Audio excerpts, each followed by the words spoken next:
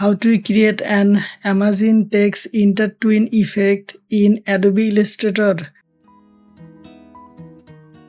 First, type your text using the Type tool.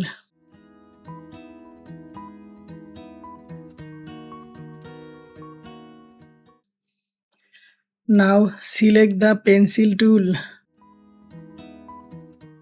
Set the fill color none and choose a stroke color like red and increase the stroke size around 5 pt.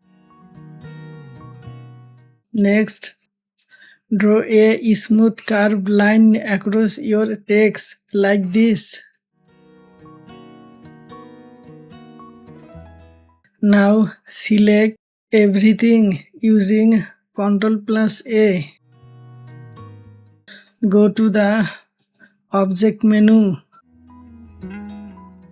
Intertwine, and click Make.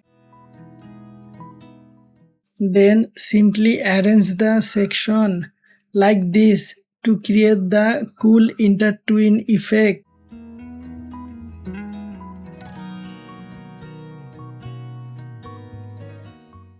And just like that, your impossible looking text design is ready.